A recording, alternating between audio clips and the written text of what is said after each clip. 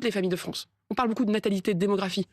Mais évidemment que c'est difficile d'avoir un enfant de plus quand vous êtes déjà tous serrés dans votre appartement et que vous ne pouvez pas déménager, que vous ne trouvez pas de bien à louer, qu'il n'y a rien à vendre nulle part et que les prix sont trop chers. Ici, on ne suit pas la foule, on analyse les faits. Si c'est aussi ta vision, abonne-toi. Ces 3 priorités-là, on a dit là-dessus, avec tous les partis politiques, les LR, les partis socialistes, les indépendants, tout le monde, ceux qui ont voulu venir à Bercy, donc il manquait les écologistes et les communistes, et je le regrette. Mais ça, on s'est dit, là-dessus, on doit pouvoir faire du plus et du mieux. LFI et Non, RN. parce que, quand on sabote les débats et quand parti que c'était des saboteurs. Comme oui, vous mais voyez, quand le RN décide de baisser d'un coup 5 milliards d'euros pour les petites communes de France en disant que c'était formidable pour l'équité du pays, moi je suis contre, et donc je l'ai dit, et donc on a avancé. Et donc ce budget, c'est ça. Et comment on le finance ? Est-ce qu'ils sont d'accord ? Est-ce que depuis effectivement 48 heures, les uns et les autres sont au rendez-vous et vous disent ok, banco, on y va ? Au fond, ce qui joue là, vous avez parlé 49.3 ordonnances, et je vais vous le dire avec beaucoup de clarté, mais surtout de gravité. Le 49.3, c'est un chemin assez périlleux, puisque s'il ne se passe pas bien, à la fin, vous n'avez ni budget, mais vous n'avez même plus de gouvernement pour reproposer un budget. Et donc vous n'avez rien. Et donc vous avez dans le monde que vous venez de décrire, le vide. Et moi, je ne peux pas laisser mon pays s'engager, vous voyez, dans une aventure en disant bon, on y va. Donc ce qui se joue, sinon, c'est les ordonnances. Les ordonnances, c'est un autre système. C'est un système qui vous dit au moins vous avez un budget. Peut-être vous n'avez plus de gouvernement, mais au moins les armées ont leur budget. Au moins ce budget tel qu'il serait appliqué ne plairait à personne. Il devrait être modifié, peut-être déjà par un budget rectificatif, mais au moins vous auriez une base pour que, vous voyez, par rapport à Donald Trump et au reste du monde, on ait une voix crédible.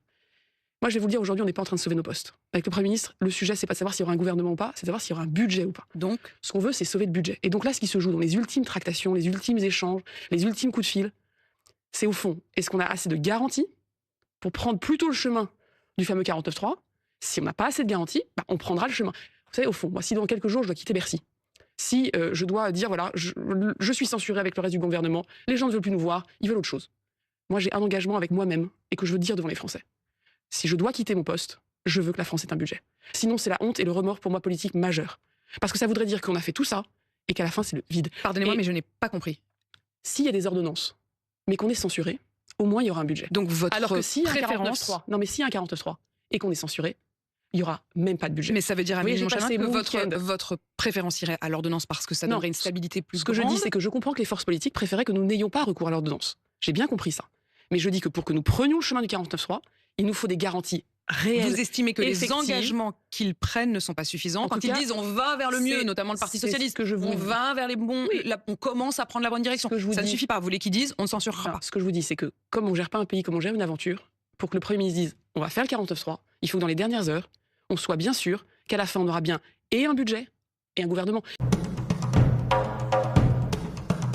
Cette séquence met en évidence la tension permanente entre stabilité budgétaire et contraintes politiques dans un contexte de fragmentation parlementaire.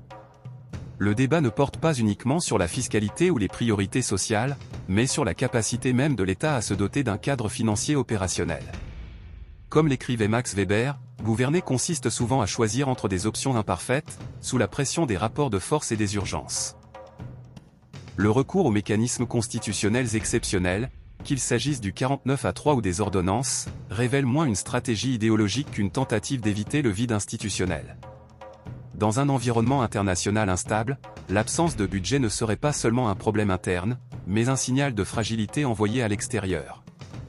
L'enjeu central devient alors la continuité de l'État, assurer une base minimale de fonctionnement, même au prix de compromis contestés. C'est sur cette ligne de crête, entre contraintes politiques et nécessités institutionnelles, que se joue la suite du débat.